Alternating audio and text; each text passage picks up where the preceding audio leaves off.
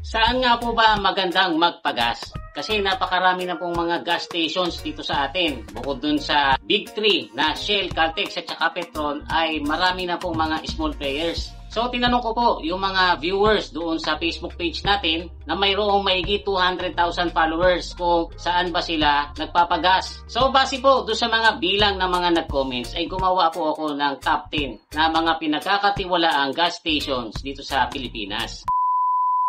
At sa pang number 10 po natin ay ang Sea Oil. 1978 po nung mag-start ang Sea Oil. At ang founder po nito ay isang Filipino businessman na ang pangalan ay Francis Yu. Kung una ay storage facilities lang po sila ng mga petrochemical based products. Pero pagkaraan po ng ilang taon ay pumartner po sila sa Paramis para mag-develop ng mga lubricants. Tapos noong pong taong 1996 ay nagkaroon ng oil deregulation dito sa Pilipinas. Nag-start na rin po silang magtayo ng gas station na naging operational naman po the following year, 1997. Mula naman po noon ay dumami na yung gas stations ng Sea Oil. Umabot na po ng mahigit 800 nationwide. Noong taong 2017 naman po ay pumartner sila sa Caltex Australia na tinatawag na po ngayong Ampol. Yan naman pong Ampol ay mayroong fuel trading at saka shipping business na nakabase sa Singapore. At dun po nanggagaling yung mga fuels na binibenta nitong Sea Oil Philippines. Sa number 9 naman po natin ay itong clean fuel. Technically, 2004 po nag-start ang clean fuel pero hindi kagad gasolinahan. Ito po kasi yung panahon na ang presyo ng mga fuels ay dire-diretsong taas ng taas. Kaya ang presidente po ng Philippine National Taxi Operators Association na si Attorney Bong Suntay ay napilitan pong maghanap ng cheaper alternative fuel. At sa mga travels niya po sa Japan, sa Korea at saka sa Australia, napansin niya na marami palang mga taxi doon na ang ginagamit na fuel ay LPG or liquefied petroleum gas. Kaya ito pong si Atty. Suntay ay humanap ng mga makakapartner niya para madala dito sa Pilipinas yung mga LPG conversion kits. At nung madala naman po nila dito yan sa Pilipinas ay napakarami pong nagpa-convert ng sasakyan nila, especially yung mga taxis, para makagamit din sila ng LPG kasi mas malaki ang kamurahan nitong LPG. Tapos dyan na rin po naisipan nila Atty. Suntay na magtayo ng dalawa sa pinakaunan nilang clean fuel station. Isa po sa E. Rodriguez Avenue, tapos yung isa naman po ay sa Congressional Avenue, Quezon City. Na parehas nag-start ng operation noong taong 2007. Pero syempre, bukod po dun sa LPG, ay available din sa kanila ang conventional na gasolina at saka diesel. Na hinahango naman po nila sa mga major oil refineries dito sa Pilipinas tulad ng Petron, Shell at saka Caltex. Sa number 8 naman po natin ay itong Flying V. Ang Flying V po ay brand name lang, pero ang totoong kumpanya po niyan ay nagngangalang TWA Incorporated. Isa po itong prominenteng oil company dito sa Pilipinas na na-establish noong 1994 pa. Ang pinakaunang Flying V service station ay naging operational po noong 1997 sa Hagonoy, Bulacan. At mula naman po noon ay patuloy silang lumago ng lumago. Kaya sa ngayon po ay umaabot na sa mahigit 400 ang kanilang gas stations. Bukod po doon sa mga conventional fuels ay naging pioneer po ang Flying V sa pag-promote ng alternative fuels. Noong 2005 po ay inintroduce nila sa Cainta ang biodiesel na hanggang ngayon po ay bine-blend nila doon sa mga diesel na binebenta nila. Noong 2022 naman po ay pumartner sila sa Universal Robina Corporation na nagsusupply ng fuel-grade ethanol na suitable for gasoline blending. Yan po ay bilang suporta doon sa Renewable Energy Initiative ng gobyerno natin. Ang mga fuels po na available sa Flying V ay nanggagaling primarily sa local refineries tulad ng Shell, Petron at saka Caltex. Pero kumukuha rin po sila sa mga international refineries. Depende po kung saan mas mura. Sa number 7 naman po natin ay ang Phoenix. 2004 po nung simulan itong Phoenix pero family business lang po ito noon na itinatag ng isang young Pinoy entrepreneur na nagngangalang Dennis Uy.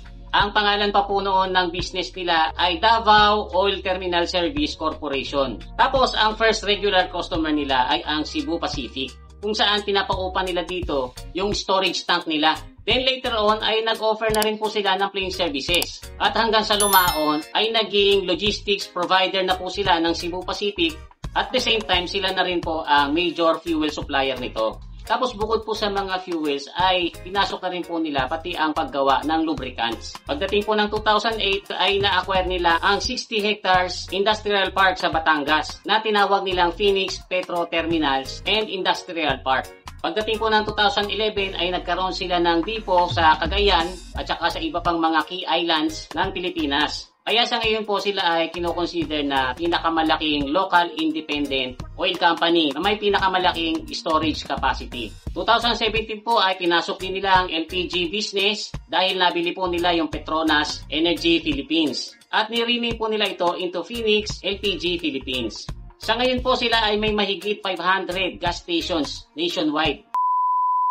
Sa number 6 naman po natin ay ang Caltex. Ang Caltex po ay brand name na pag-aari ng Chevron.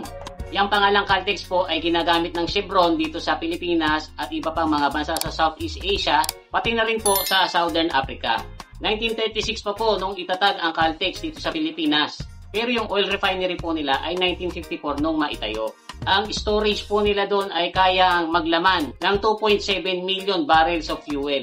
2006 po nung inilabas nila sa market ang Caltex with Techron. Ito po yung pinagmamalaki nilang gasolina na may halong powerful detergents na naglilinis ng loob ng makina, resulting to better fuel economy and less emissions. Tapos syempre meron din po sa kanilang mga lubricants na patok sa mga Pilipino kasi effective na, mura pa. Sa ngayon po ay meron na silang mahigit sa 600 service stations sa buong Pilipinas. Sa number 5 naman po natin ay ang Unioil.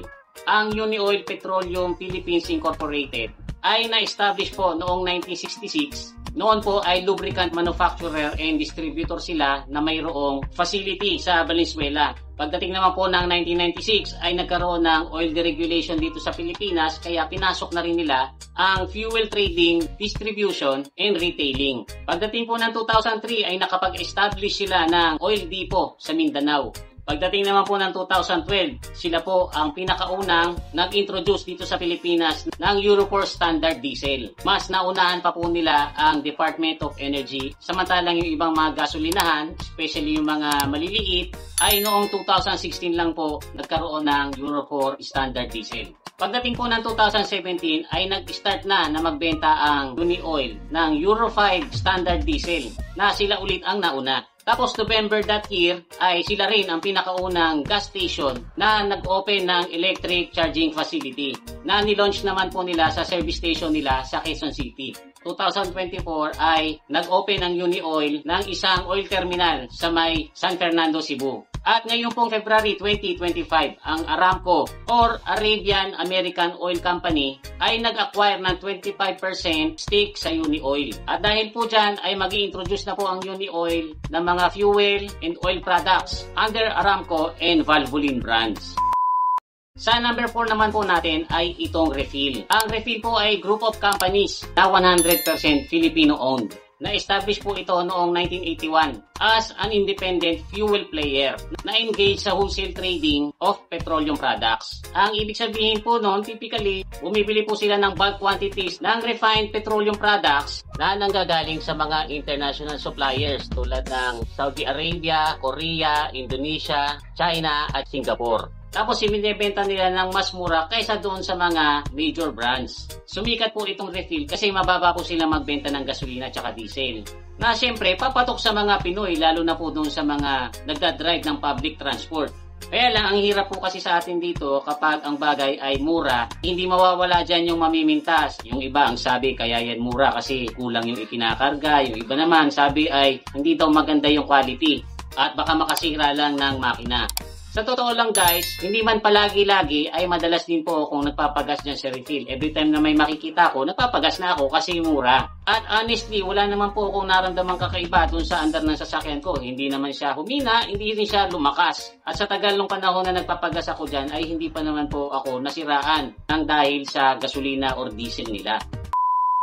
Sa number 3 naman po natin ay ang Sari-Sari Gas Station. So dito ko po ibinilang yung mga nag-comments dun sa survey natin na ang sabi nila sa akin ay kung saan lang sila abutan. Yung iba naman ang sabi ay nagpapagas sila kung saan pinakamura. Yung iba naman ang sabi ay nagpapagas sila kung saan pinakamalapit. O kaya naman yung iba sinasabi kung saan merong PUV discount or kung saan may promo. So, isinama ko po yan kasi para malaman din po ninyo na marami palang mga motorista na hindi naman big deal sa kanila yung brand. And then sa number 2 po natin ay walang iba kundi ang Shell. Wala pong driver na hindi kilala ang Shell kasi napakatagal na po niyan dito sa Pilipinas. Actually, 1914 pa sila nandito. Pero noon, ang tawag pa sa kanila ay Asiatic Petroleum Company. Noon po ay nag-i-import lang sila ng gasolina at saka kerosene na ibinebenta sa mga Pilipino.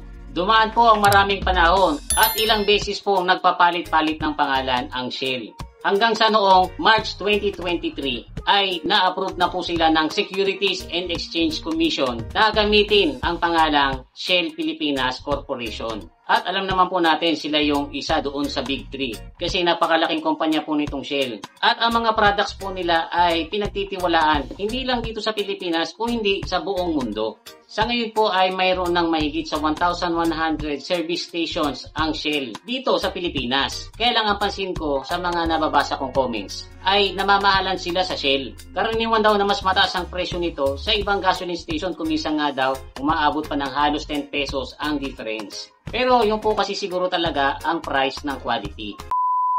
So, ang number 1 po natin sa pinagkakatiwalaang gas station dito sa Pilipinas, according po dun sa survey ko sa Facebook page natin, ay walang iba kundi ang Petron. 1966 po nung ma-establish ang ESSO Philippines Incorporated na kilala na natin ngayon sa pangalang Petron. Sila po ang largest petroleum refinery and marketing dito sa Pilipinas. At according po sa available na information ay 40% ng petroleum requirements ng buong Pilipinas ay Petron ang nagsusupply. Kaya yung mga nakikita po nating mga small players na mga gasolinahan ay mayroon pong 40% chance na sa Petron po sila kumukuha ng binibenta nilang gasolina at saka diesel. Sila rin po ang may pinakamaraming gas stations dito sa Pilipinas, umaabot na po sa mahigit 2,000. Tapos bukod sa mga gasolina at diesel, ay meron din silang mga lubricants para sa lahat ng klase ng sasakyan. And then meron din po silang LPG dealerships, stores, and franchises.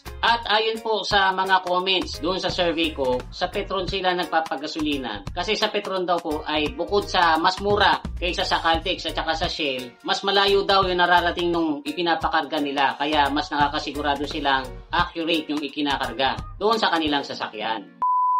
So guys, I hope na na-enjoy nyo itong konting kwentuhan natin. Kung meron pa po kayong mga gustong idagdag, ay i-comment nyo lang po sa comment section natin sa baba para mas umaba itong kwentuhan natin. Huwag nyo lang pong kakalimutang mag-like at saka mag-share. Muli, ito po si Kuya Mikmik na nagsasabing palagi kang lamang pag marami kang alam. Bye-bye!